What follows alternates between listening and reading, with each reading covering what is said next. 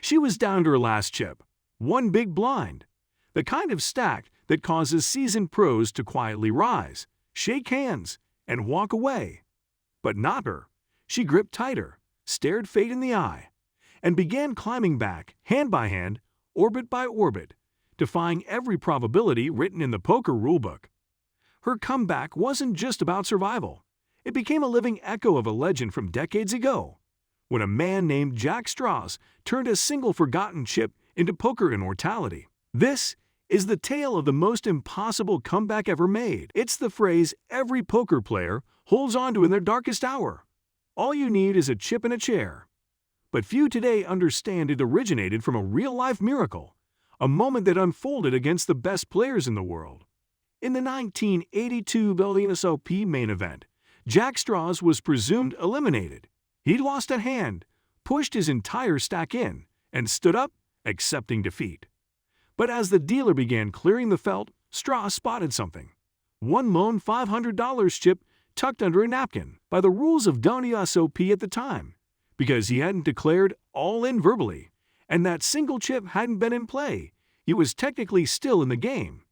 He sat back down, with just one chip and the blinds climbing with each orbit. It wasn't just a comeback, it was resurrection. And within days, Jack Straws became the 1982 world champion, proving that as long as you're not out, you're still in the fight.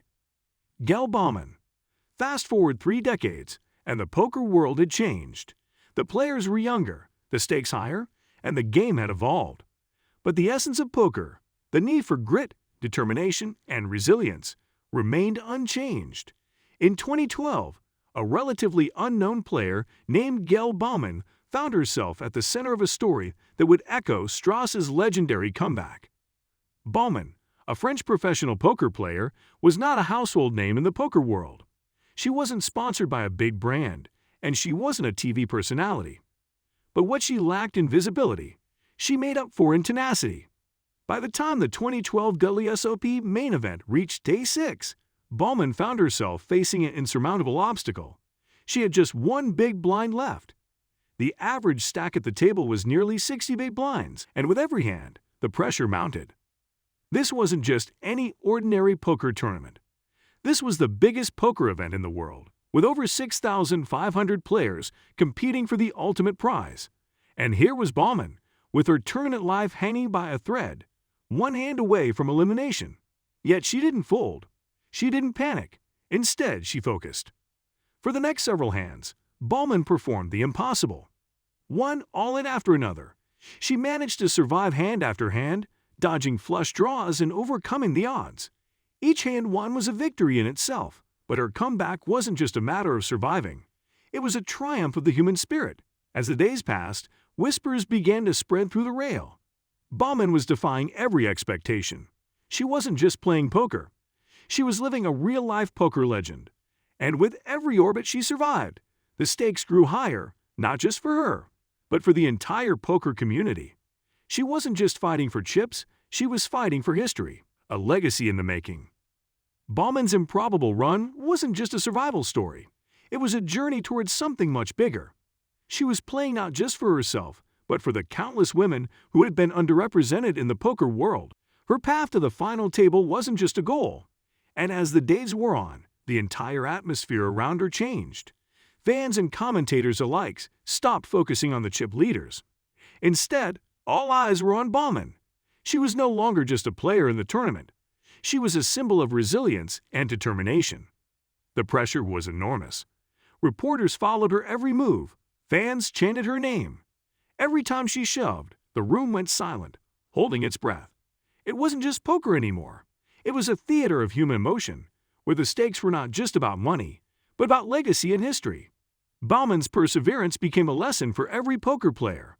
In the face of seemingly insurmountable odds, the key to success is not in running from the challenge, but in rising to meet it. Her final hand came with just 10 players left in the tournament. She pushed all in with a 9 against Andras Korikneza J. The board didn't deliver, and Baumann was eliminated in 10th place, just one spot shy of the final table. But despite the heartbreaking end, Baumann's story would not be forgotten. She had come from the brink of elimination, fought with everything she had, and left the poker world in awe.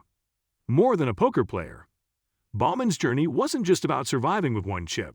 It was about the mental strength to continue when everyone else would have given up. In poker, players often talk about variance, bankrolls, and solvers.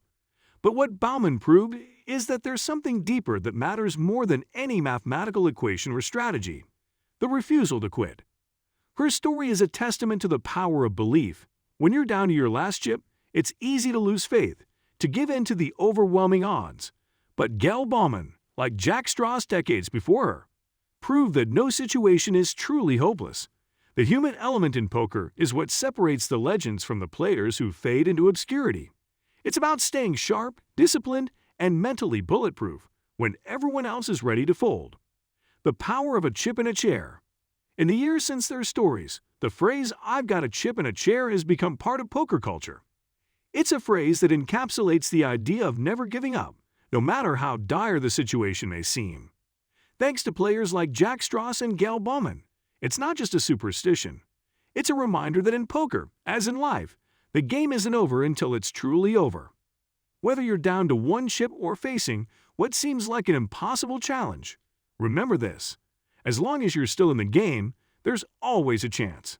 It's all about heart, determination, and the courage to keep going, even when everyone else expects you to fall. So the next time you're on the brink of defeat, ask yourself, am I really out, or is it just one hand away from a miracle? Because in poker and in life, sometimes all it takes is one chip, one chair, and the will to keep fighting. A tale of two comebacks. To truly appreciate the magnitude of Jack Straus and Gaëlle Baumann's comebacks, it's essential to understand what happens in the mind of a player when the chips are down. When you're staring at the abyss, with nothing but a single chip to your name, there are two choices. You either fold mentally and accept defeat, or you find the strength to keep fighting.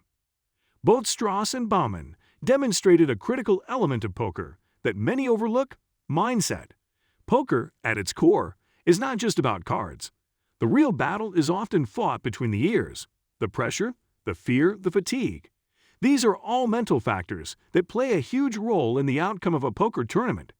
When you're at your lowest, when every hand could be your last, the ability to remain calm, focused, and clear-headed is what separates the winners from the ones who fade into oblivion.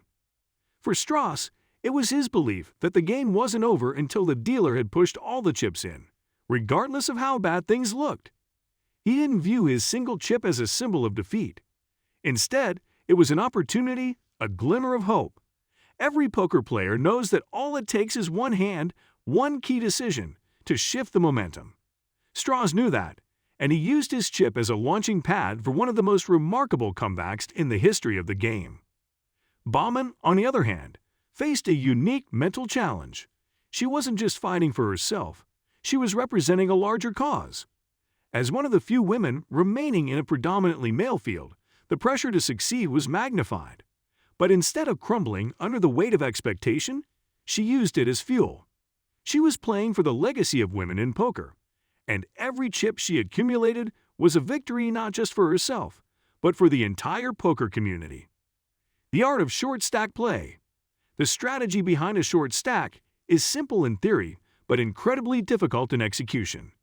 When a player is down to a single big blind, they are forced into a position where every decision is crucial.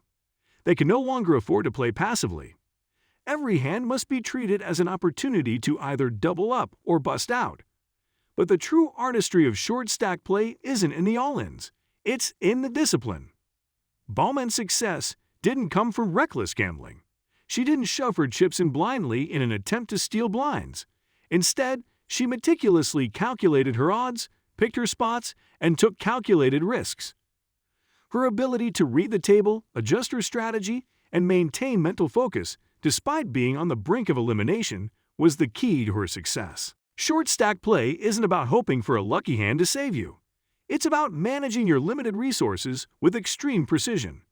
It's a game of discipline and patience, understanding that you can't afford to make mistakes, and that every decision must be made with careful consideration of both the cards and the players around you.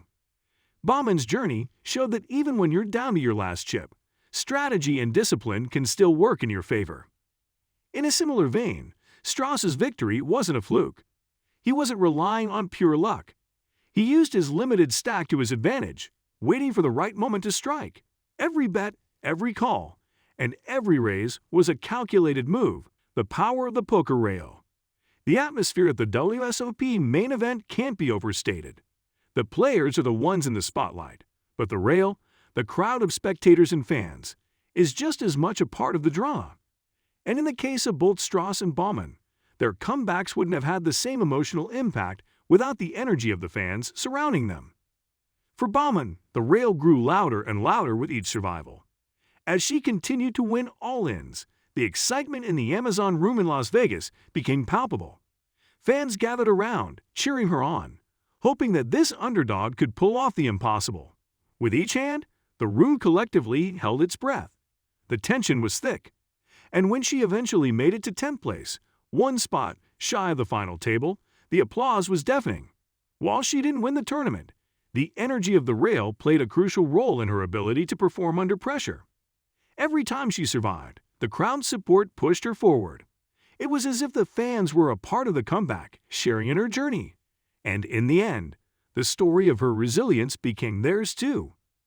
The rail isn't just a collection of spectators. It's a living, breathing organism that amplifies the drama of the tournament. It's one of the most unique aspects of live poker. The energy of the crowd can elevate the players, and vice versa. The heartbeat of poker. What both Strauss and Baumann proved is that poker is more than just a card game. It's a reflection of life itself.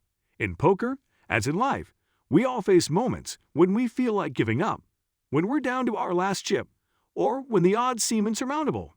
But just as Strauss and Baumann showed, it's in those very moments when we must dig deep, hold on to what little we have left, and keep pushing forward. Poker is a game of decisions, and the most important decision of all is whether to quit or keep going. It's easy to fold, to give in to the pressure, and walk away from the table. But the greatest players, the legends of the game, are those who understand that the line between defeat and victory is razor thin. Sometimes, all it takes is a single chip, a single decision, to change everything. Both Jack Strauss and Gaëlle Baumann embodied this truth. They proved that no matter how dire the situation may seem, as long as you have the resolve to keep going, anything is possible. Their stories aren't just about poker. They're about life, about fighting when you're down, about pushing through when the world tells you it's over. The legacy of the chip in a chair. As the years pass, the stories of Jack Strauss and Gaëlle Baumann will continue to resonate with poker players around the world. Every time a player finds themselves with just one chip and the blinds climbing higher, they'll remember the words, "All you need is a chip in a chair." And in that moment, they'll remember the legends who proved that even in the face of overwhelming odds, the game is never truly over. In the end, poker isn't just a game of cards. It's a game of resilience, strategy, and heart. It's about more than just the chips in front of you. It's about the belief that as long as you're in the game, there's always a chance. Whether you're down to one chip or holding a massive stack, remember, in poker, as in life, you're only out when you choose to be.